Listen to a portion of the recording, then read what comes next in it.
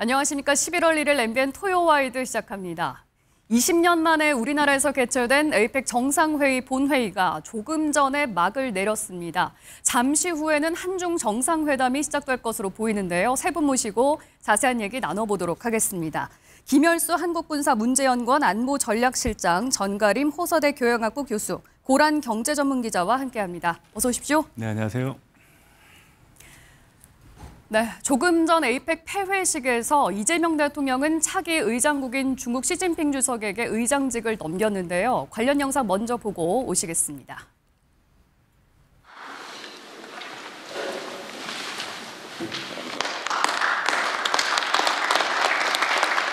昨天晚上的文艺演出啊，飞出来那只蝴蝶很美丽。李在明总统就说：“你们明年的蝴蝶是不是也可以飞起来啊？”那么我说，我希望这只美丽的蝴蝶飞到深圳，最好它能够飞得更好，甚至会唱歌。谢谢大家。 이상으로 2025년 에이펙 경제 지도자 회의를 마치겠습니다. 내년 중국에서 다시 만날 때까지 모두 건강하시기를 기원합니다.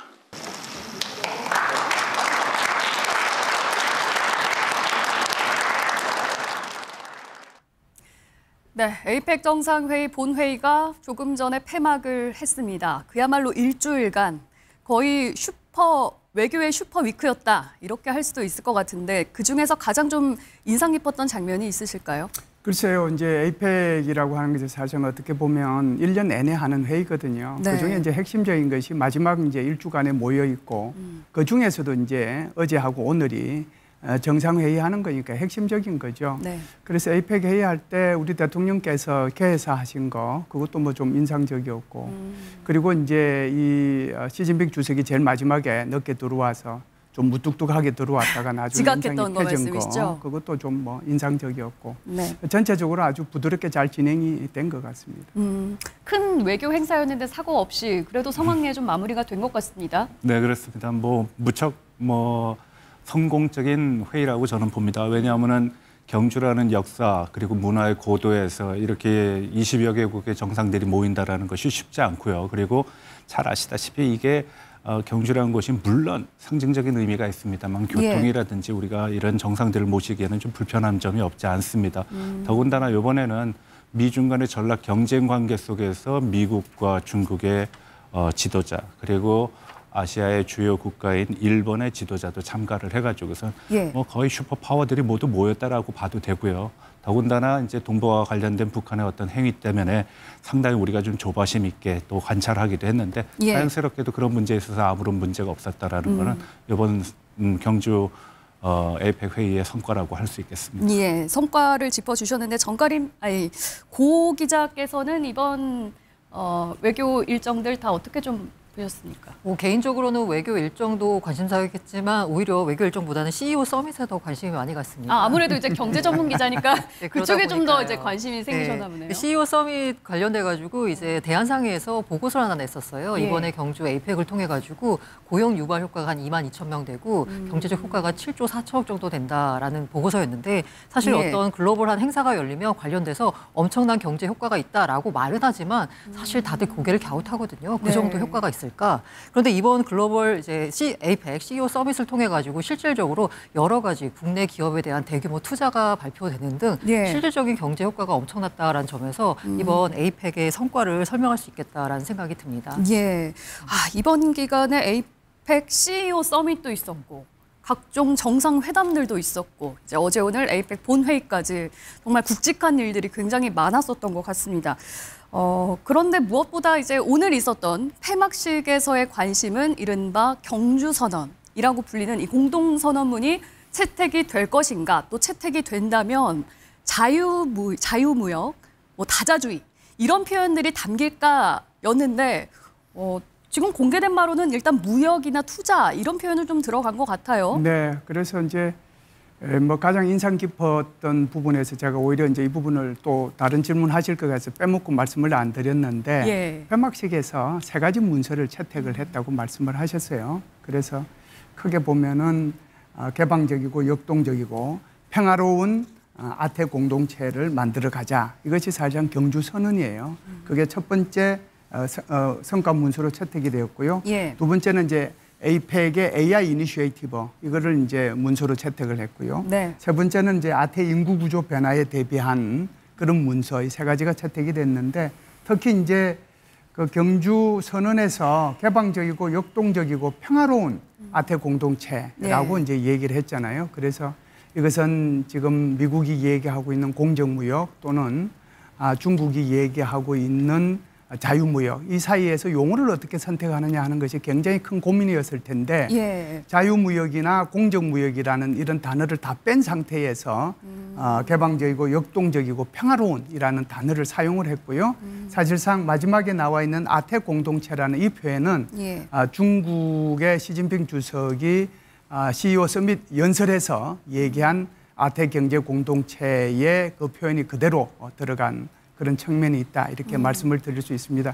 결과적으로 어찌됐든 굉장한 그 조율 과정을 거쳐서 오늘 아침 7시 30분에 이 경주 선언문이 최종적으로 채택이 됐거든요. 예. 그래서 여기 관련되는 분들도 굉장히 고생이 많으셨다 이렇게 말씀드릴 수 있습니다. 예. 아무래도 트럼프 대통령이 이번 본회의는 참석하지 않고 네. 그 전에 미국으로 갔잖아요. 그래서 이번 본회의에서는 아무래도 시진핑 주석의 목소리, 입김이 더 커지지 않을 것인가. 네. 그래서 오히려 좀 더 시진핑 주석에게 가까운 자유무역이라든지 다자주의, 뭐 공정무역 이런 표현들이 더 들어가지 않을까 싶었는데 중간에서 좀 접점을 찾고 조율을 한 것 같아요. 우리가 그런 측면에서 미중 간의 갈등을 분석하는 것은 굉장히 합리적인 어떤 추론이라고 볼 수 있습니다. 그렇지만 시 주석이 참가했기 때문에 선언의 어떤 내용에서 시 주석의 의견이라든지 중국의 의견이 상당 부분 반영됐다라는 것은 제가 봤을 땐 인과성은 별로 없다라고 생각합니다. 당연히 에이펙이라는 것이 아시아 태평양 지역에 있어서의 경제 번영을 얘기하는 것이고 경제와 관련된 문제를 얘기하는 것입니다. 그래서 우리가 얘기하는 일반적인 어떤 무역과 그리고 투자 그리고 디지털 혁신이라든지 포용 성장이라는 내용을 포함하면서 그것을 어떻게 담아낼 것인가 하는 건데 사실 앞서 진행자께서 말씀하신 것처럼 자유무역이라고 쓸 거냐, 자유로운 무역이라고 쓸 거냐, 아니면은 공동체라는 표현은 또 중국에서 인류 공동체를 강조하고 있기 때문에 그런 문제들이 혹시 정치적으로 해석될 여지가 없느냐, 물론 주최국에서 굉장히 조심할 겁니다. 그렇지만 기본적인 내용에 있어서는 제가 봤을 때는 큰 문제가 없다. 우리가 뭐 굳이 자유무역 그리고 굳이 페어 트레이드라는 표현을 쓰지 않아도 모두가 페어 트레이드 그리고 자유로운 무역을 구가하고 그것을 목적으로 하고 있기 때문에 문구 자체 내에서의 어떤 단어에 우리가 특별히 신경 쓰기보다는 아시아 태평양 지역의 회원국들이 지향하는 목표가 어디 있느냐. 제가 봤을 때 이번에 가장 주목되는 거는 바로 그 말레이시아에 있었던 푸트라차야에서 얘기했던 연결이라든지 혁신이라든지 그리고 번영의 어떤 목적을 위해서 무엇을 담을 것인가. 거기에 가장 중요한 것이 문화 창조와 그리고 AI 산업이라는 것이 강조됐다는 그 부분이 중요한 부분이라고 생각합니다. 말씀하신 것처럼 에이펙은 아시아 태평양 경제협력체니까 아무래도 이제 경제 얘기가 가장 클 수밖에 없는데 고 기자께서 보시기에 이번 경주선언에 담긴 내용의 가장 핵심 그리고 중요한 부분은 뭐라고 보십니까? 사실 경주선언에 담긴 의미를 보자면요. 아까 말씀하신 대로 트럼프 대통령이 정상회의 기간에는, 그러니까 정상적인 회의 기간에는 없었습니다. 그냥 그 전에 미국으로 떠나버렸죠. 일부러 가버린 건가요? 일부러 간 겁니다. 본인은 조금 불편한 자리가 될 수 있기 때문에. 사실 왜냐하면 트럼프 대통령은 보호무역 그리고 자국 우선주의 이런 걸 지금 강조하고 있었는데 다자 외교 무대에서 선다. 이런 자리가 좀 불편하게 느껴질 수도 있었을 것 같아요. 네, 맞습니다. 일단 기본적으로 트럼프 대통령은요, 다자 외교 무대를 싫어합니다. 왜냐하면 다자 외교 무대는 시선이 분산되지 않습니까? 트럼프 대통령은 시선이 집중되는 양자 회담 같은 걸 더 중요하게 생각하고 있고요. 그래서 굳이 중국 시진핑 주석과의 이제 회담도 그 에이펙 정상회의 기간 하루 앞서서 30일 날 끝내고 미국으로 가버렸고요. 네. 실무진으로서 스콧 베센트, 자기가 믿을 수 있는 실무진을 한국에 남겨서 아까 말씀드린 정상선언에 있어서 그 세부적인 문구 조절 같은 거를 아마 스콧 베센트가 맡아서 조절한 것 같습니다. 예. 때문에 뭐 자유무역이나 약간 미국이 싫어할 만한 말들은 좀 빼고 우회적인 수단으로 그 문구를 넣은 것 같고요. 예. 사실 경제적 측면에서 보자면 이번 에이펙 정상회의에서 무슨 선언이 발표됐냐보다는 그에 앞서 있었던 미중 정상회담이 훨씬 더 중요한 의미를 가진다라고 볼 수 있고요. 예. 다만 이번 그 경주 선언 문구에 들어간 게 보면은 이 콘텐츠 산업을 육성하자라는 부분에 있어서 처음으로 넣었다라고 합니다. 그 문구를요. 문화 콘텐츠 네, 문화 말씀이세요? 콘텐츠 관련 부분은요. 그 부분에 있어서는 우리가 어쨌든 문화 콘텐츠 산업에 있어서 이니셔티브를 쥐고 간다는 측면에 있어서는 예. 긍정적이다라고 평가가 됩니다. 예, 알겠습니다. 이제 공식적인 에이펙 행사는 마무리가 됐지만 남은 게 있습니다. 바로 한중 정상회담인데요. 이제 한중 정상회담이 잠시 후에 있을 것으로 보입니다. 일단 두 정상은 첫 대면을 어제 에이펙 개막식을 통해서 미리 한 바 있죠. 두 사람의 첫 만남 장면 영상으로 준비했습니다. 먼저 보고 오시겠습니다. 중국 국가주석입니다.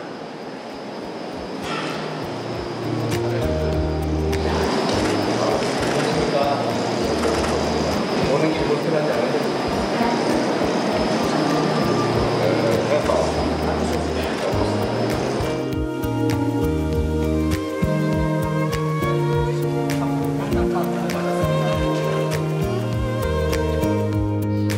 한중 관계는 외형적으로는 특별히 문제가 없어 보이기도 합니다만 실질적으로는 관계가 완전히 정상화되었거나 또는 회복되었다고 보기는 어려운 상태입니다. 그래서 실질적인 관계 회복 그리고 실질적인 협력 강화가 꼭 필요하겠다라고 생각하고 거기에 주안점을 두고 논의하려고 합니다.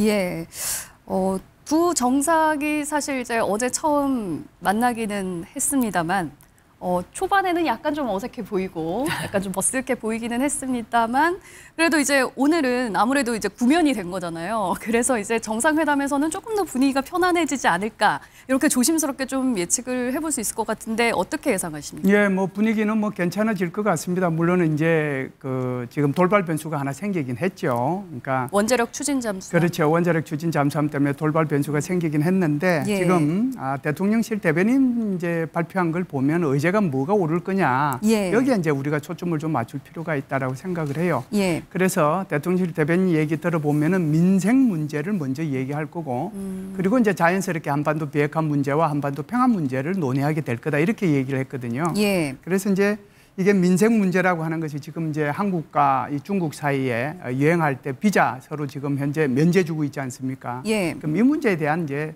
여러 가지 얘기들이 좀 있을 거고요. 두 번째는 아무래도 지금 한중 FTA가 올해 이제 발효가 된 지 10년 됐는데 요거보다 조금 더 진전된 그러니까 서비스 분야라든지 투자 분야라든지 그렇지 않으면은 지식재산권 문제라든지 이런 분야에 대한 이제 얘기들이 있을 것 같고요. 세 번째는 이제 공급망 문제를 얘기하지 않겠는가. 예. 그래서 아무래도 이제 우리가 필요로 것은 중국의 히토류가 될 거고요. 중국이 필요로 것은 한국의 반도체가 되지 않겠습니까? 예. 그래서 그 문제가 있을 거고 마지막으로는 2017년도 이후에 한한령이 의해 가지고 사실상 중국 사람들이 그렇게 한국의 문화를 접하고 싶어도 지금 못하고 있는 상황이거든요. 예. 그래서 한한령 해제 문제도 같이 논의하지 않겠는가. 결국 민생 문제라는 것 자체가 경제 문제로 연결이 되는 거다 이렇게 예. 봐요. 중국과 나눌 얘기가 정말 많이 있는 것 같습니다. 그런데 뭐 분위기는 나쁘지 않을 거라고 네. 하셨습니다만 이 많은 의제들을 오늘 한꺼번에 다 얘기를 나눌 그럼요. 수 있을까요? 그거 사실상 힘들죠. 거기에 가장 압축적인 내용들을 얘기할 겁니다. 예. 일단 한중 FTA의 가장 중요한 문제는 기간이 너무 깁니다. 이거를 짧은 시간 내에 FTA 자유무역 협정이 이루어지게끔 할 수 있는 여러 가지 내용들이 돼야 되는데 중국의 경제 성장률이 한국을 따라오지 못한다 그러니까 개방의 시간, 개방의 그 정도가 상당히 길게 돼 있기 때문에 예. 그 자유무역 협정이라는 특별한 의미를 부여할 수 없는 것이 한중 FTA거든요. 네. 이 시간을 어떻게 좀 줄여나가고 내용을 어떻게 더 함축적으로 더 포괄적으로 확대를 하느냐 그 문제는 논의의 대상에서 굉장히 중요한 문제라고 봅니다. 네. 또 한 가지는 한국이 중국과 여러 가지 측면에서 협력을 하고 있지만 가장 중요한 문제는 양국 간의 어떤 그 민간 교류 그리고 사회적인 교류, 기업 간의 교류의 폭을 더 확대할 수 있는 그런 부분에 대한 내용을 구체적으로 얘기를 할 거라고 저는 생각을 합니다. 왜냐하면은 한중 간의 실질적인 협력의 내용이 없다라고 대통령께서 언급하셨다라는 거는 실질적인 내용이 있어야 된다는 분야를 언급한다는 얘기라고 저는 해석을 하고요. 예. 세 번째로 얘기할 수 있는 거는 지금 쟁점 중에 하나가 서해와 관계됩니다. 중국이 동경 124도까지 밀고 오고 있고 거기에다가 중국의 어로 활동이라는 명목으로 여러 가지 시설물들을 놨는데 그건 사실 양국 간의 그런 영해에 대한 어떤 관련 그 교류에 있어서 좀 정리를 해보고 지나가야 될 문제가 있다라고 봅니다. 그래서 그런 불법 구조물에 대한 대통령의 어떤 명확한 의사가 전달될 거라고 봅니다. 그거는 이제 양국 간의 어떤 정치적이거나 안보적인 첨예한 문제라기보다는 이건 국제법적인 기준에 의해서 서로 협의할 수 있는 부분이라고 봅니다. 예. FTA 문제도 그렇고 서해 불법 구조물 문제도 그렇고 지금 다뤄야 할 내용들이 많은데 고 기자께서 보시기에는 우리나라가 하고 싶은 얘기, 또 중국이 하고 싶은 얘기 각각 어느 쪽에 좀 중점을 두고 계십니까? 일단 두 가지 측면에서 보자면 핵심적인 게 이제 공급망 안정화 부분입니다. 이게 사실 공급망 안정은요 상호 이익으로 보는 공통점이 있습니다. 한국과 중국 역시요. 그런데 사실 공급망 안정의 핵심 파트너가 우리나라이긴 한데 중국 입장에서도 그런데 핵심적으로 공급망에 있어서 핵심적으로 갈등을 빚는 건 미국입니다. 그래서 히토류 관련 수출 통제 관련돼서 앞서 열렸던 10월 30일 열린 미중 정상회담에서 어쨌든 이게 결론을 내는 건 아니지만 1년간 수출 통제 조치를 예외적으로 이렇게 미룬다라고 발표를 했습니다. 예, 이게 미중 정상회담을 통해서 1년 정도 유예했던 그 히토류 관련 문제가 우리나라도 지금 남의 일은 아니다라는 말씀이신 거죠? 그러니까 미국에 대한 히토류 수출 통제뿐만이 아니고요. 중국이 앞서서 발표했던 초강도 히토류 수출 통제가 뭐냐면 중국의 히토류나 중국의 히토류 정제 기술이 단 1g이라도 들어간 어떤 제품이 있다면 해당 제품 수출에 대해서 중국의 허가를 받아야 된다라는 부분이었어요. 그러니까 우리나라가 중국에서 어떤 히토류를 들여와서 반도체를 만들어서 그 반도체를 미국으로 수출할 때 중국의 허가를 받아야 되는 문제가 있습니다. 실제로 사실 중국이 중국산 제품을 썼는지 안 썼는지 그걸 어떻게 검사할 거냐 이거는 별개의 문제로 일단 그렇게 하겠다라고 하니까 사실 우리 쪽에서도 굉장히 불안한 부분이었거든요. 그런데 일단 이게 1년 동안 유예가 되면서 일단 한숨을 돌렸다라고 볼 수 있습니다. 그럼 우리 입장에서는요 수출선을 조금 약간 이 공급선을 다변화하는 그러니까 호주나 베트남 등에서 히토류를 수입을 좀 출처를 좀 다변화하는 조치가 필요하고요. 그리고 2,500억 규모의 핵심 광물 공급망 안정화 펀드를 내년부터 조성하기로 했는데 이건 좀 빨리 조성해서 공급망 안정성을 확보해야 된다는 우리의 문제가 있습니다. 사실 중국 입장에서는 사실 우리보다는 미국과 어떻게 하느냐가 이제 더 중요한 문제고요. 그리고 우리가 얘기해야 될 굉장히 중요한 또 하나의 문제가 바로 그 한중 FTA 2단계 협상론입니다. 사실 한중 FTA 1단계가 발효된 지 10주년입니다. 올해가 정확히요. 14년 11월에 체결이 됐고요. 15년 12월에 발효가 됐는데 1단계에서는 상품 무역이 중심이었습니다. 관세 철폐, 감축. 우리가 무역이라고 생각했을 때 직관적으로 다가가는 그 무역에 있어서 자유화를 취한 건데 사실 상품 무역보다는 지금 2단계 우리가 추진하고 있는 서비스, 투자, 지재권 등 비상품 분야가 훨씬 더 중요한 문제로 지금 현재 부상하고 있습니다. 왜냐하면 중국도 그렇고 우리나라도 산업 발전 단계가 단순한 제조업에서 벗어나 있어서 서비스나 아니면 AI 같은 첨단 산업으로 발전했기 때문이죠. 여기서 일단 서비스 무역 측면에서 보자면요. 이제 문화, 관광, 법률, 의료 등을 확대 개방해야 되는데 여기에 바로 이른바 한한령이 들어갑니다. 우리나라의 콘텐츠가 중국 시장으로 진출이 쉬워지도록 뭔가 조치를 취해져야 되고요. 게다가 여기 이제 지재권 보호가 들어가면서 그렇게 진출한 우리나라의 콘텐츠가 중국 시장에서 보호를 받으면서 정당한 경제적 권리를 창출할 수 있는 정도의 뭔가 조치를 마련해야 된다라는 거죠. 만약에 이게 잘 되면 지금 현재 우리나라의 24년 기준으로 한국과 중국의 무역 규모가 3천억 달러인데 이게 이제 더 커질 수 있다라는 거죠. 요거를 이뤄내야 되는데 사실 중국 입장에서 말씀드린 대로 우리나라의 관계도 중요하지만 미국을 견제하는 측면이 큽니다. 그래서 미국 견제를 위해서 우리나라를 좀 지렛대로 삼을 그런 경향도 있기 때문에 이 부분이 아마 협상의 어려운 부분이 아닐까라는 생각이 듭니다. 뭐 히토류 공급망 문제, 한한령 문제 진짜 의제들이 정말 많이 있어요. 그런데 어제 대통령실에서는 이렇게 얘기를 했습니다. 오늘 한중 정상회담에서 무슨 얘기를 할 것인가? 한반도 비핵화와 평화 문제에 대해서 얘기를 할 거다라고 라고 얘기를 했거든요. 이 말인즉슨 지금 가장 좀 나누고 싶어하는 주제가 이 부분이다라는 거였을까요? 어떻게 바라봐야 될까요? 예, 뭐 이 부분을 먼저 내세우면 곤란하니까 그래서 민생 문제를 먼저 내세웠고 네. 거기에 자연스럽게 이제 한반도 비핵화 문제와 평화 문제를 논의할 거라고 얘기했거든요. 예. 대통령께서 지금 이제 북한에 대한 어떤 정책을 갖다가 이제 화해, 협력 이런 쪽으로 나가고 있지 않습니까? 2023년도 12월 달에 북한은 노동당 중앙위원회 전원회의를 통해서 한국과의 관계를 적대적 두 국가론으로 한 상태에서 지금까지 그 관계를 유지하고 있거든요. 그렇기 때문에 이제 새로운 이재명 정부가 들어서서 아무리 이제 이렇게 노력을 하더라도 북한은 이제 여기에 대해서 변하지 않고 있는 거잖아요. 예. 지난번에 대통령이 유엔 총회에 가서 대북 정책 3원칙을 발표한 게 있어요. 그래서 정책인데 그게 바로 END거든요. 예. 서로 교류한다, 익스체인지. 그다음에 정상화시켜주겠다, 다른 나라하고 북한하고. 그게 노멀리제이션. 예. 그다음에 D가 디뉴클레리제이션이잖아요. 비핵화한다는 건데. 결국은 이제 이렇게 하려고 하면은 한국이 굉장히 노력을 많이 해야 되겠지만 아무리 한국이 노력을 한다고 하더라도 북한이 여기 호응하지 않으면은 박수가 안 되는 거죠. 네. 혼자서 어떻게 한쪽 손으로 박수가 쳐지겠어요. 그래서 이 부분에 대해서 한국과 북한이 어떻게 대화하고 교류하고 할 수 있도록 중국이 건설적인 역할을 좀 해달라라고 예. 하는 게 첫 번째고, 그리고 이제 세 번째 문제도 여기 해당이 되는데 비핵화 문제에 대해서 중국이 건설적인 역할을 좀 해달라. 그래서 비핵화 문제는 사실상 이제 3단계 해법을 또 대통령께서 제시를 했잖아요. 일단은 이제 중단시키고 그다음에 감축하고 네. 나중에 폐기하는. 예. 그래서 3단계를 이제 계획을 하고 있는데 여기에 대해서 이제 중국이 조금 좀 적극적으로 여기에 좀 호응을 해줬으면 좋겠다. 네. 그 얘기를 아마 하실 거예요. 그러면은 중국이 여기에 대해서 어떻게 답할지 그게 저는 지금 이제 궁금한 네, 거잖아요. 저는 그게 지금 궁금해요. 예. 왜 그러냐면 어떻게 예상하십니까? 확실하게 뭐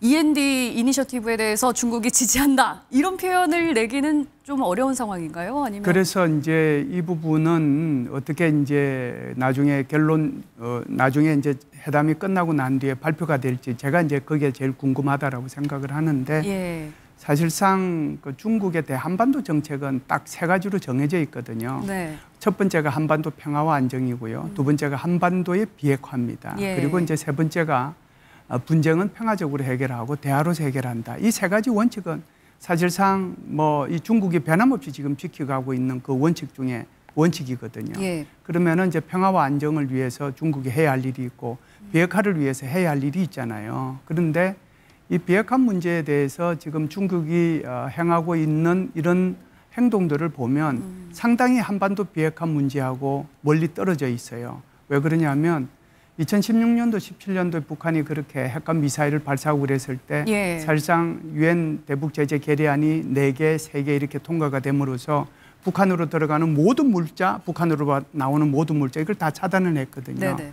그때 중국과 러시아는 다 찬성표 던졌습니다. 그런데 2019년도 하노이 회담 결렬 이후에 지금 어떤 모습입니까?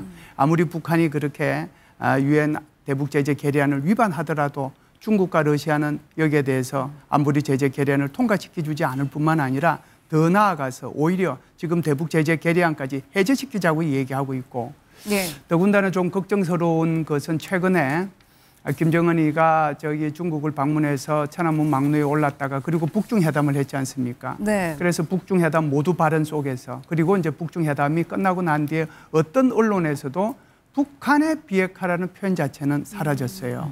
그렇기 때문에 지금 도대체 중국이 이 한반도 비핵화에 대해서 특히 중국의 비핵화에 대해서 예. 어떠한 스탠스를 갖고 있는지 그것을 이번에 알아보는 것 자체가 이번 회담의 큰 성과 중에 하나가 되지 않겠나 이렇게 예. 봐요. 그동안에 사실 이제 이 트럼프 대통령이 방한을 한 중에 네. 북한은 조용했었잖아요.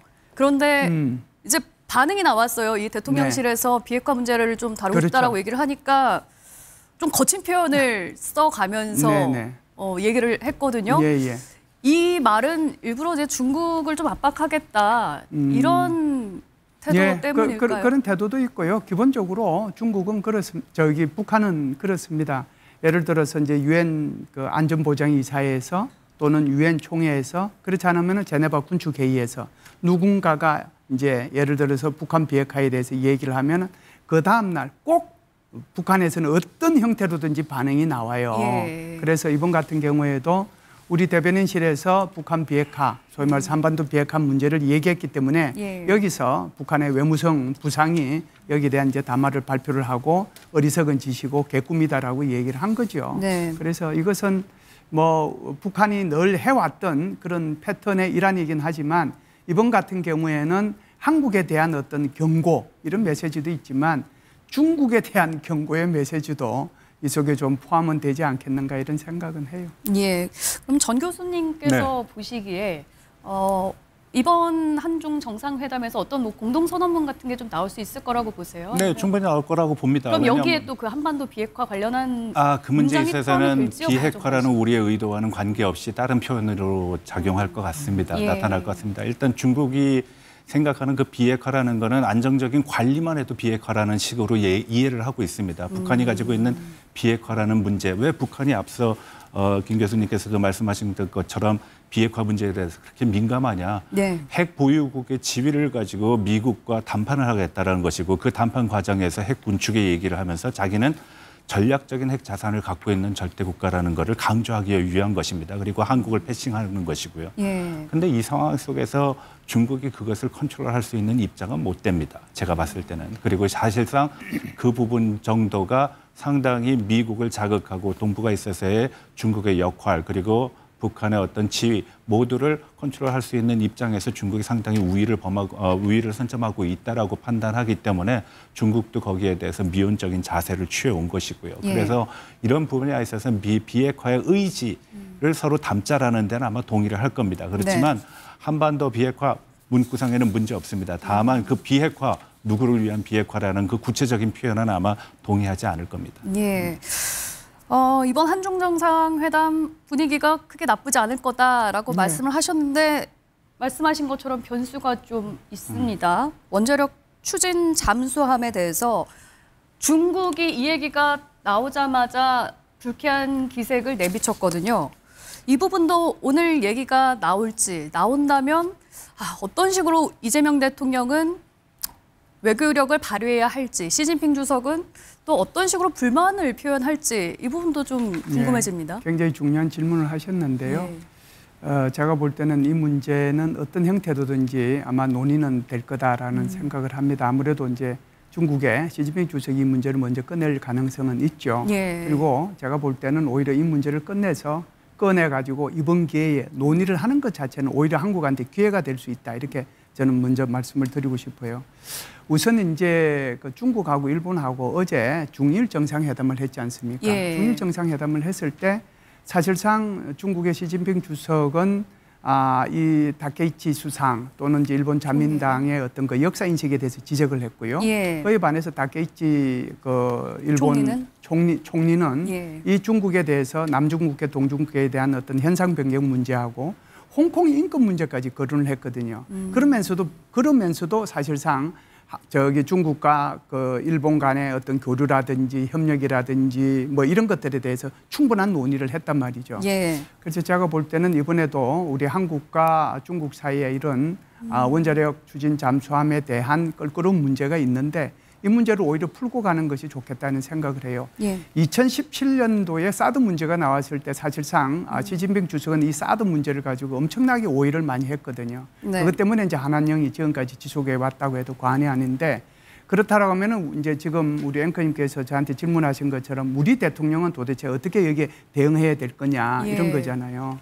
아니 그동안에 사실 이재명 대통령이 설명을 한 바로는 이 잠수함이 뭐 핵을 탑재한 잠수함은 아니고 원자로를 동력으로 하는 잠수함을 만들겠다고 지금 승인을 얻은 거다라고 설명을 하긴 했거든요. 그렇죠. 이 부분은 중국에게 좀 어떻게 받아들여졌을지. 네, 바로 이제 그런 부분들을 아마 설명을 하실 거예요. 예. 설명을 하실 텐데 북한이 2023년도 9월 달에 김군옥 함이라고 하는 3,000톤급 잠수함을 진수를 했어요. 예. 그리고 이제 올해 3월 달에는 이제 우리말로 아주 쉽게 얘기를 하면은 핵 추진 잠수함에다가 거기다가 이 핵 무기를 싣는 그런 잠수함을 건조하는 것을 공개를 했거든요. 네. 그걸 우리는 이제 흔히 SSBN이라고 합니다.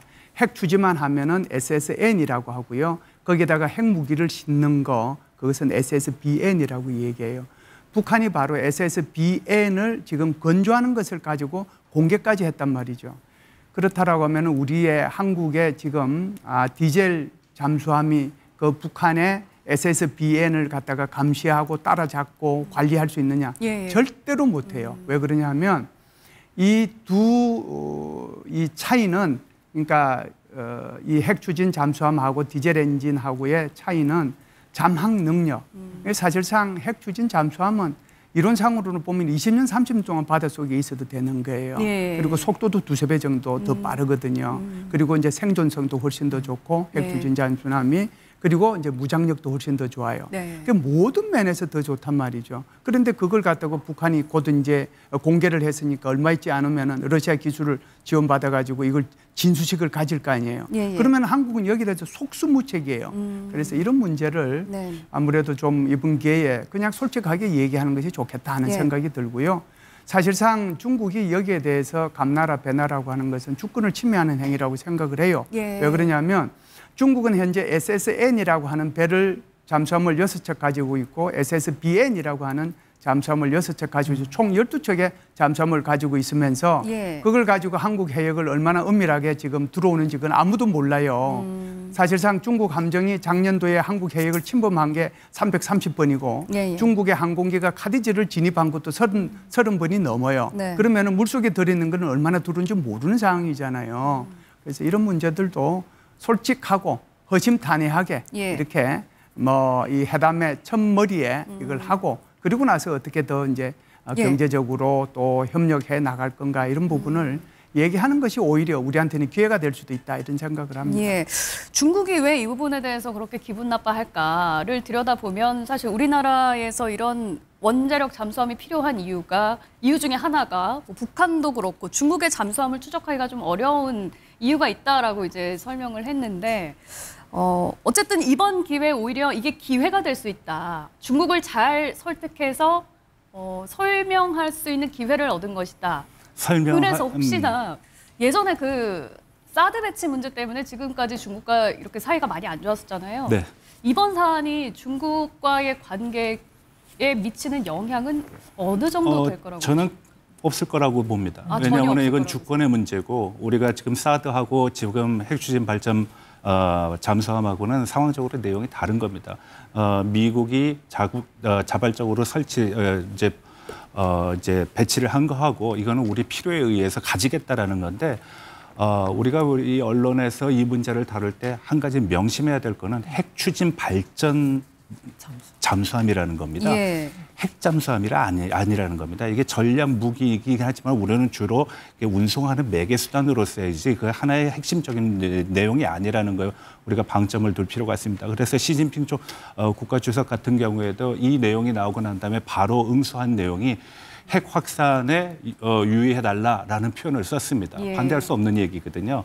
우리가 지금 NPT의 회원국으로서 핵 확산을 하겠다는 게 아닙니다. 핵의 평화적인 사용에 있어서 거기에 조건상에는 하나대 하등의 문제가 없습니다. 다만 여기서 우리가 한 가지 알아야 될 거는 지금 국내외적으로 어떤 그 안보적인 위기가 상당히 안 좋은 방향으로 고조되고 있는 것이 사실입니다. 북한의 어떤 무기가 고도화되고 있다는 것이고요. 그것이 실제적인 위협으로 작용하고 있고 우리는 그러한 실제적인 위협에 대응해서 이러한 조치를 취했다라는 점을 우선 첫 번째 조건으로 우리가 알고 있어야 되는 것이고요. 네. 두 번째로는 이 내용에 있어서 무엇보다도 우리가 사용하고 있는 핵이라는 문제는 그렇게 고순도의 그 핵무기를 만들 수 있는 수준이 아닙니다. 20% 정도의 농축 정도를 가지고 있기 때문에 이건 연료로서의 문제라는 거를 뭐 우리 국민이 다 인식을 하고 있어야 된다라는 것이고 세 번째로 얘기할 수 있는 거는 적어도 동북아 지역에 있어서의 핵 문제 중국이 우려하는 거는 우리가 그걸 고도화하고 그리고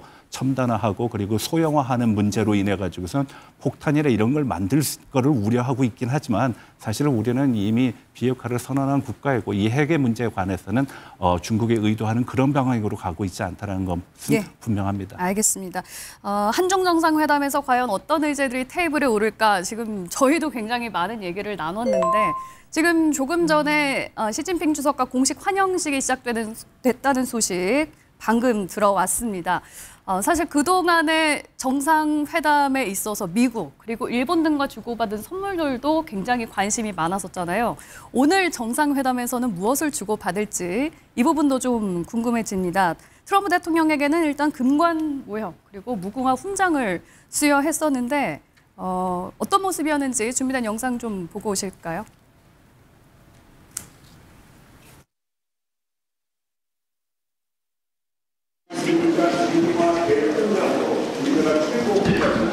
보여주신 평화 수호 의지와 강한 리더십 그리고 한미 관계에 대한 헌신에 대한민국 국민들이 대통령님께 특별한 감사의 마음을 담아서 드리겠습니다. We have a very great relationship and it will continue and only get stronger. That is really beautiful. I'd like to wear it right now. 금관은 현존하는 신라의 금관 6점 중에 한국과 미국 간의 새로운 시대를 위하여. Thank you very much, everybody. Appreciate it. Thank you very much. 여러분 대단히 감사합니다. Okay.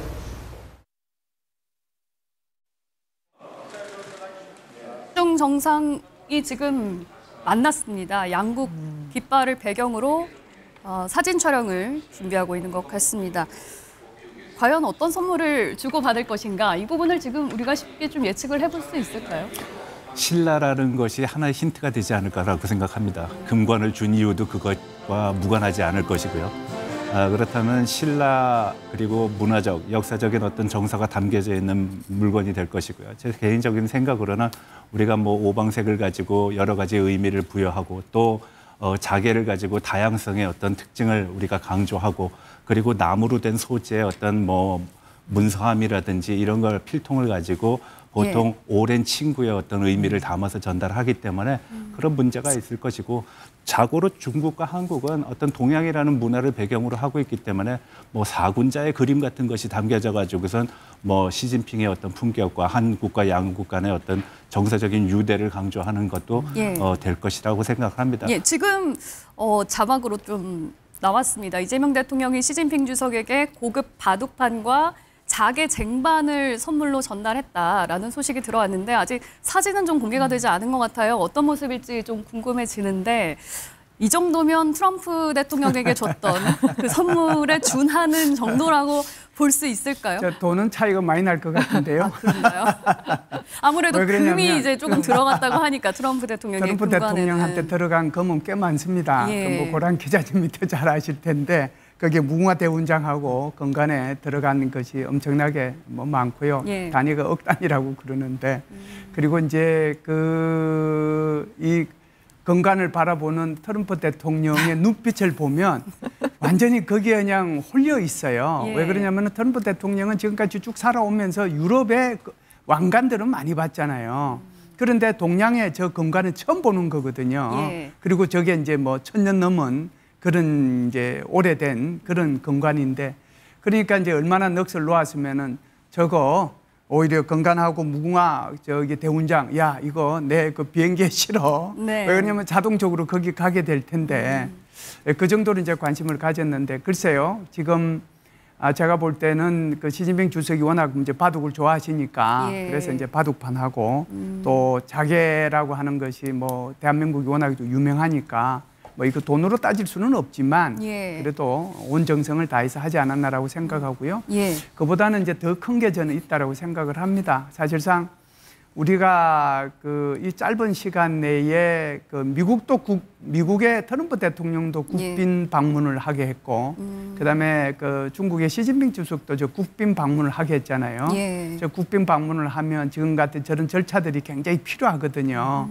그렇기 때문에 굉장히 지금 정부에서 엄청나게 그 미국과 중국 사이에서 균형을 유지하고 또 11년 만에 오는 또 시진핑 주석을 얼마나 잘 대우해야 되겠다라고 하는 그런 생각들이 실천에 옮겨졌지 않았는가. 그래서 굉장히 고생들 많이 하셨다 이런 생각은 합니다. 물론 이제 선물은 마음이 중요한 거잖아요. 뭐 단순 가격으로 그 값어치를 다 매길 수는 없는 거니까. 그런데 이제 줬다고 알려진 고급 바둑판과 자개 쟁반, 시진핑 주석의 표정은 어땠을지도 굉장히 궁금해지거든요, 고 기자님. 일단 트럼프 대통령에게 줬던 금과 모형은 워낙 트럼프 대통령이 금을 좋아하니까 준비를 했다라고도 알려지고 있는데 시진핑 주석에게도 마음에 들었을까요? 글쎄요. 지금 이제 화면에 시진핑 주석의 반응이 나오지 않고 사실 트럼프 대통령과는 다르게 표현을 잘 하지 않잖아요. 예, 표정이 네. 그동안 그렇게 썩 밝지는 않았었어요. 트럼프 대통령 같은 경우에는 본인의 이제 SNS에다가 예. 본인의 감정을 그대로 쓰는 사람이고 시진핑 주석 같은 경우에는 외부적으로는 잘 드러내지 않는 거라서 네. 어땠을지 모르겠습니다. 근데 이전에 받았던 선물도 제가 바둑판으로 알고 있거든요. 네, 문재인 대통령. 네네, 문재인 대통령 때. 그래서 약간 뭔가 좀 그때는 우리가 받은 겁니다. 우리가 받은 건가요? 네. 네. 약간 조금 뭐랄까 예상 가능한 선물이었다라는 측면에서는 이제 서프라이즈함이 없었다라는 생각이 들고 있고요. 예. 트럼프 같은 경우에는 정말로 트럼프의 취향을 저격하는 선물을 우리가 줘서 트럼프 대통령이 정말 좋아한 것 같아요. 그리고 어느 정도 우리 이 선물이 대부분 기여하진 않았겠지만 그래도 이제 예. 사람의 마음이라는 게 있잖아요. 그래서 한미 정상회담 때 좋은 결과를 낸 게 우리 입장에서는 예. 선물도 조금 한몫하지 않았을까라는 기대도 합니다. 이게 그런데 중국에서 네네. 바둑판은 좀 색다른 의미가 있어요. 아, 근데 샹치라는 거는 예. 서로 같이 둔다라는 의미가 있습니다. 모든 걸 공동으로 협력해서 한다라는 의미도 있고요. 그리고 미래에 대한 포석이라는 측면에서 보게 되면 새로운 세계를 꾸려나간다는 의미도 부여할 수 있습니다. 예. 그래서 사실 바둑판을 주는 거는 우리가 바둑을 좋아하느냐 마느냐의 문제보다는 네. 승부의 승패를 가르는 문제가 아니라 공동으로 함께 그런 의미가 더 강합니다. 그리고 굉장히 심사숙고하고 같이 한다라는 그런 의미가 강한 의미가 있습니다. 예. 바둑판에 그런 의미가 네. 있었네요. 근데 저는 이제 트럼프 미국 쪽 얘기를 하자면 예. 트럼프가 굉장히 마음에 들었다라고 했잖아요. 근데 엄청 트럼프는 만족스러웠다는 얘기가 막 전해지고 맞아요. 있어요. 트럼프는 마음에 들었는지 모르겠는데 예. 미국의 이른바 이제 좀 지식인 계층이라고 하는 쪽에서는 우리나라에 대한 비판이 정말 거세게 나오고 그렇죠. 있습니다. 왜냐하면 미국에서 지난달 18일에 노 킹스 시위가 있었거든요. 미국 전역에서 이제 워싱턴 등 50개 주에서 이루어졌습니다. 노 킹스. 미국은 왕이 없는 나라잖아요. 근데 트럼프가 지금 현재 왕처럼 약간 독재자처럼 지금 군림하고 있다라는 미국 지식인층 사이에 반발이 있습니다. 예. 그런데 이런 와중에 우리나라가 트럼프 대통령한테 왕관을 선물했다는 게 예. 이게 과연 맞는 일이냐라면서 한국의 선물에 대해서 굉장히 비판을 하더라고요. 예. 그런데 이제 우리 입장에서는 어떻게든 이제 트럼프의 마음을 잡아서 실리적인 뭔가를 얻어내기 위해서 이런 선물을 한 거니까 사실 이런 그 미국 측의 반발, 지식인 측의 반발도 이해가 가지만 우리 측에 약간 굉장히 의미 있는 선물이었다라는 측면에서 저는 점수를 주고 싶습니다. 예, 알겠습니다. 지금 시진핑 주석과 이재명 대통령이 만난 조금 전에 국립경주박물관의 모습 저희가 화면으로 보여드리고 있는데요. 이제 공식 환영식이 시작이 됐고 한미 정상회담이 진행 중인 것으로 한중 정상회담이 진행 중인 것으로 보입니다. 지난번에 한미 정상회담이 있었던 그 장소에서 동일한 장소에서 지금 정상회담이 열릴 예정이고 열리고 있을까요? 글쎄요. 그리고 아마 지금 비슷한 의장대 서열과 비슷한 모습들이 연출되고 있어요. 아무래도 같은 국빈 방문이기 때문이겠죠. 제가 볼 때는 똑같은 절차를 아마 거칠 겁니다. 왜 그러냐면은 이제 이게 서울에서 행사가 있게 되면은 규모가 굉장히 커요. 예. 그런데 이제 경주에서 하니까 어쩔 수 없이 조금 줄여서 할 수밖에 없는 건데 지금 한미 정상회담 할 때 국빈 방문했을 때 그 모습 그대로 지금 진행이 되고 있거든요. 예. 제가 볼 때는 장소도 지금 똑같습니다. 그렇죠. 그래서 저 죄송합니다. 저 의장대 행사가 끝나면은 이제 뭐 선물 정정식 하는 대로 뭐 다시 가고 방명록 작성하고 그리고 난 뒤에 이제 회담 장소로 이동하지 않겠는가 이렇게 봅니다. 예. 원래 저기 장소가 만찬장으로 쓰일 장소였는데 이번에 이제 정상회담장으로 운영이 되고 있어요. 네, 그렇습니다. 사실 경주에서 이런 큰 행사를 한다는 거는 사실 좀 일정 정도의 무리수가 따르긴 합니다. 왜냐하면 예. 공간적으로 굉장히 협소하고 우리가 알고 있는 뭐 어떤 행사를 주재할 수 있는 각종 편의시설들이 완벽하다라고는 할 수 없습니다. 예. 그렇지만 가지고 있는 어떤 조건 하에서 최대한의 그런 어떤 이익을 뽑아내고 또 효과를 뽑아내고 있는데 굉장히 좋은 거라고 생각합니다. 이번 한중 관계에 있어서 아무래도 대통령께서는 한중 관계의 조화로운 발전 그리고 서로 발전을 하면서 나아갈 수 있다라는 조화 공진의 어떤 의미를 담아가지고선 중국에 전달할 개연성이 굉장히 크고요. 이 과정 속에서 우리가 기대하는 뭐 구체적인 내용들보다는 오히려 협력 그리고 과거의 그 한중 관계가 처음 이렇게 무르익어가지고선 25주년 됐을 때는 최고의 정점에 올랐거든요. 아직도 그 정점을 회복하지 못하고 있습니다. 그래서 그 정점을 우리가 회복하고 나아가서는 그때 얘기했던 한중 관계를 어떻게 꾸며나갈 것이냐는 내용을 실현하자라는 측면을 강조하실 것 같습니다. 어떻게 보면 트럼프 대통령도 국빈 방문이었고 시진핑 주석도 국빈 방문이고 지금 정상회담이 진행되고 있는 이 모습도 상당히 비슷해 보이고 이재명 대통령이 미국과 중국 사이에서 좀 균형을 좀 잡겠다. 이런 모습으로 또 해석을 할 수 있을까요? 그럼요. 균형을 잡겠다라는 것이 바로 국익 우선의 외교입니다. 과거에 우리가 한중 관계 그리고 한미 관계를 얘기했을 때 안보는 미국, 경제는 중국. 마치 한 분야는 한쪽에 일변도가 되고 또 한쪽이 편향되는 그런 시각으로 해석했는데요. 그렇지 않습니다. 우리가 보통 얘기를 할 때 중용이라는 것이 마치 중간에 있는 것처럼 얘기하는데 중용화는 최적화입니다. 만약에 우리의 생존을 위해서 이 선택이 중요하다 그러면은 이 거리는 오른쪽 왼쪽에 50%가 아니라 오른쪽으로 70% 갈 수도 있고 왼쪽으로 30% 갈 수도 있는 그런 걸 의미하는 거거든요. 그래서 시진핑과의 어떤 만남에 있어서 우리가 지금 추구하고 있는 그리고 미국과의 관계에 있어서도 우리가 강조하고 있는 국익 중심의 외교라는 거는 무엇을 극대화할 것이냐 거기에 아마 핵심이 있다라고 봅니다. 지금 잘하고 있습니다. 제가 봤을 때. 그렇다면요. 한중 정상회담은 회담 시간이 또 얼마나 될까? 이것도 한미 정상회담과 비슷하게 흘러갈까? 이 부분도 조금 궁금해지는데 고 기자께서 예상을 하시기에 지난 한미 정상회담과 비교했을 때 오늘 정상회담 시간도 좀 예측이 가능할까요? 전혀 예측이 안 되고 있고요. 그냥 짐작하기로는 그렇게 길지는 않을 것 같습니다. 사안들이 뭔가 협상 결과를 얻어내기에는 첨예한 문제가 많기 때문에요. 그냥 포괄적으로 잘 지내보자 수준에서 마무리하지 구체적인 뭔가가 나올 것 같지는 않습니다. 네, 알겠습니다. 지금 시진핑 국가주석과 이재명 대통령이 3년 만에 이제 한중 정상회담을 열고 있습니다. 두 분은 이제 어제 처음 만나서 첫 대면을 했고 두 사람의 만남과 이제 정상회담은 이번이 처음이기도 한데요. 환영식에는 구윤철 부총리 그리고 조현 장관 등이 참석한 것으로 전해지고 있고 중국 측에서는 차이체 중앙서기처 서기 그리고 왕이 외교부장 등이 나온 것으로 전해지고 있습니다. 이재명 대통령이 한 명 한 명 중국 측 인사들에게 악수를 하는 모습 지금 함께 보고 계시고요. 지금 우리나라에서 중국에 준 선물까지는 공개가 됐습니다. 아직 이후 상황은 공개가 되지 않고 있는데요. 들어오는 대로 저희가 전해드리도록 하겠습니다. 저게 지금 미국하고 중국을 이제 정상들을 초청하는 데 있어서 우리 정부가 이제 굉장히 고생했다라고 이제 느끼는 게 미국 같은 경우에는 트럼프 대통령이 하루만 있다가 가겠다고 그랬잖아요. 당일치기.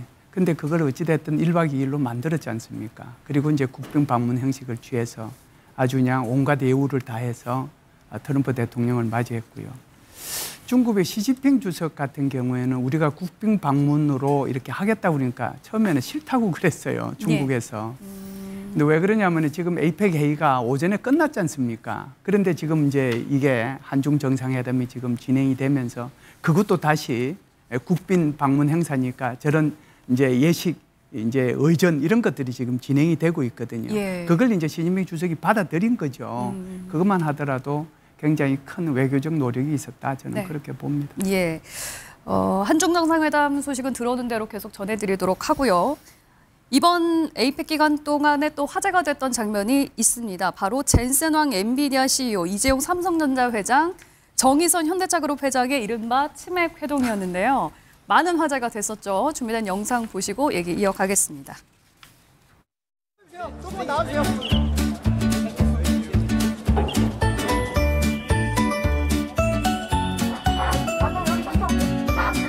Are we gonna get something to drink? I'm gonna have this.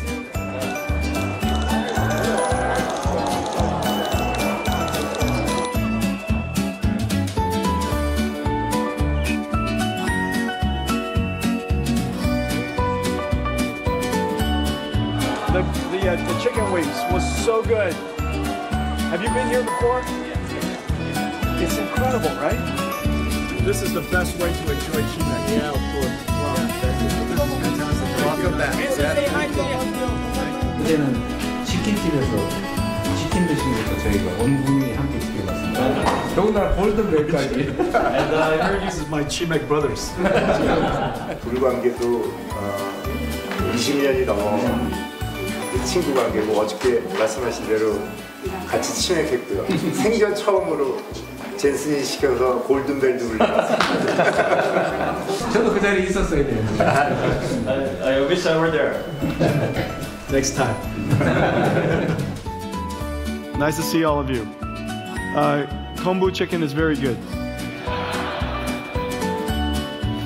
I enjoyed Chimek with my friends, and it is the best way to enjoy Korea.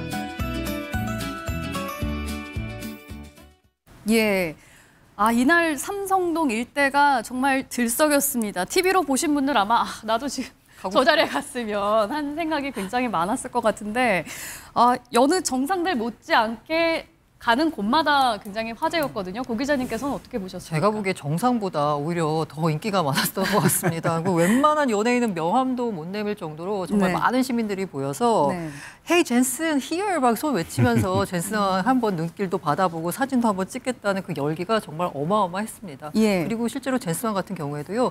굉장히 사실 시총 5조 달러 기업의 CEO거든요. 그리고 갖고 있는 그 주분 가치만 우리나라 돈으로 200조 정도에 달합니다. 근데 그런 사람이 와가지고 치킨 먹어봐 이러면서 너무 소탈한 모습을 보여주니까. 그래서 아마 그 엔비디아와 젠슨항에 대한 이미지가 한껏 올라간 것 같다라는 생각이 들고 있고요.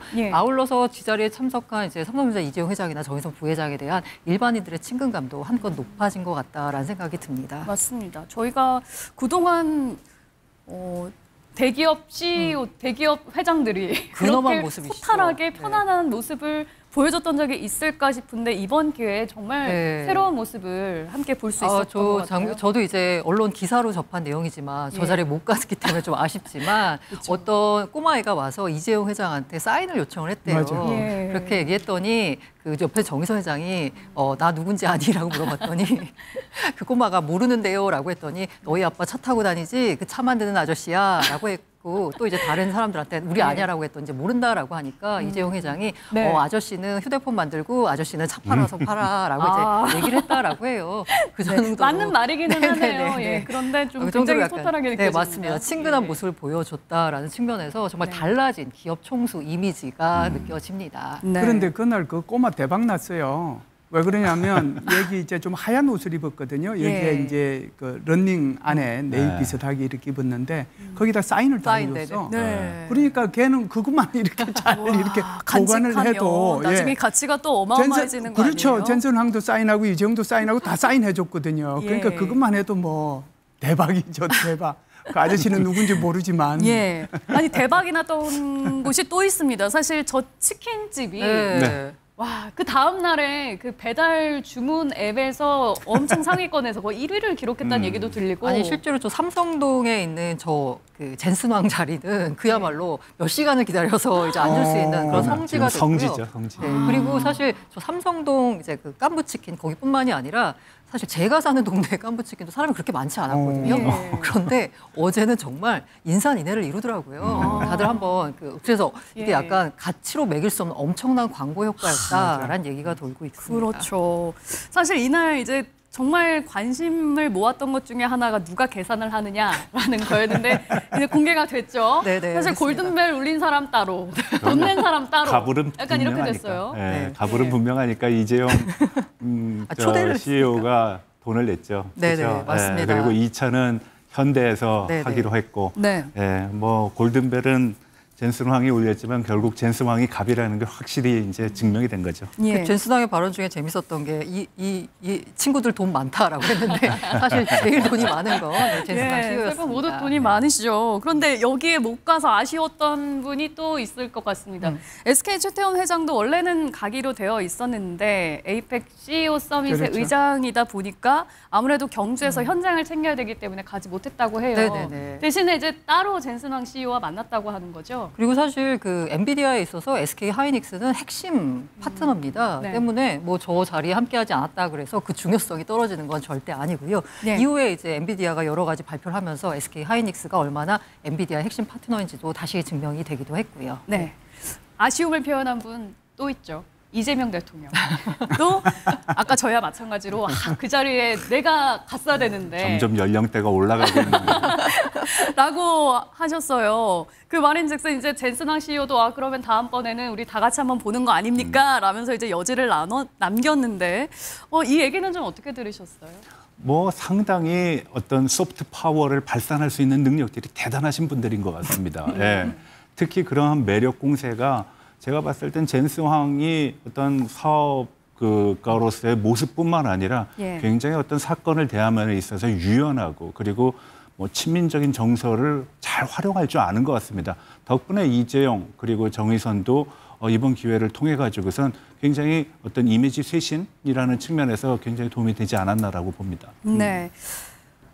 젠슨 황 CEO가 이날 우리나라에 어마어마한 선물을 줄 거다라고 얘기를 했는데 정말 큰 선물 보따리를 내놨더라고요. GPU, 그러니까 그래픽 처리 장치 26만 장을 우리나라에 우선 공급하겠다. 이게 사실은 어떤 의미를 갖고 있는지 크게 막 이렇게 와닿지는 않은데 일단 이 GPU 자체가 돈 주고도 살 수 없는 거라고요? 지금 그 GPU 시장에 있어서는 지금 AI 하이퍼스케일러라고 하죠. AI 데이터 센터를 구축하는 기업들 사이에서 서로 지금 GPU를 받겠다라고 줄을 서서 있어요. 전형적인 공급자 우선 시장입니다. 네. 그러니까 엔비디아가 순서를 매길 수가 있는 거예요. 그럼 엔비디아가 주고 싶은 마음대로? 네네, 맞습니다. 엔비디아 마음대로 그냥 주고 싶은 나라의 우선순위를 두고 나눠줄 수 있는 주로 건가요? 이제 기업이 되겠죠. 주고 싶은 기업한테 그걸 이제 먼저 받는 게 어떻게 보자면 그 기업으로서 이제 수건 사업이 될 것 같고요. 그런데 우리는 이제 이재명 대통령이 취임을 하면서 GPU 5만 장 확보를 이제 공약을 세웠습니다. 우리나라가 이제 AI 강국이 되기 위해서는 일단 최소한 GPU 5만 장을 확보해야 된다라고 했는데 사실 그 5만 장 확보가 쉽지 않았습니다. 그리고 기업들 입장에서도 GPU를 먼저 확보해서 자신들의 AI 인프라 역량을 좀 향상시켜야 되는데 GPU 확보가 쉽지 않은 상황에서 아까 선물이라는 말씀을 주셨잖아요. 엔비디아가 젠슨왕 CEO가 우리나라에 26만 장을 우선 공급하겠다라고 했습니다. 이게 정말 어마어마한 선물이 될 수 있고요. 이를 받아든 이제 기업들 입장에서는 예를 들면 삼성전자 같은 경우에는 5만 장을 받기로 했는데요. 이걸 받아서 첨단형 그 반도체 산업의 AI 반도체 팩토리를 만들어서 반도체 산업을 한 단계 업그레이드 시키겠다라는 그런 비전을 내놨고요. SK 역시 엔비디아 기반의 AI 팩토리를 구축하겠다라고 했고요. AI 주도 모빌리티를 위한 현대차도 역시나 AI 팩토리를 구축하겠다라는 발표를 했습니다. 이런 정도로 큰 선물을 안기고 갔고요. 이 선물에 걸맞게 우리나라 SK 하이닉스, 삼성전자 주가 모두 뛰었습니다. 사실 이게 중요한 거는요. 기업체에서 그래픽 카드를 갖고 갔다라는 게 아닙니다. 국가 단위체에서 대한민국이 전 세계에서 처음으로 국가가 GPU를 사는 케이스입니다. 그래서 국가가 AI 발전에 가장 주도를 하는 국가 역시도 한국이라는 게 증명이 된 거고 그 의지에 엔비디아도 굉장히 동감을 한다는 것이죠. 지금 미국이 첨단 산업에 있어서의 어떤 핵심 그리고 가장 선두에 있지만 그것은 미국 기업들이 잘하고 있는 것이지 미국의 국가적인 차원에서의 의지가 반영된 건 아니거든요. 그런데 한국은 국가와 산업체가 동시에 그리고 민간에 그걸 서포트하는 그런 모습을 보이고 있기 때문에 아마 젠슨 왕이 봤을 땐 굉장히 인상적이고 고무적인 어떤 패턴을 지금 한국에서 보여주고 있다라고 보여지고 그 의미에서 특별한 선물을 주고 간 것이죠. 저 가치가 14조 원어치 정도 된다고 하나요? 지금 GPU 가격 생각하면 한 10조에서 14조 원 정도가 되고 있고요. 앞서 이제 교수님이 말씀 주신 의미로 보자면요. 만약에 우리가 지금 기존에 있었던 거에다가 지금 26만 장까지 더하면 대충 한 30만 장 정도를 갖고 있게 되거든요.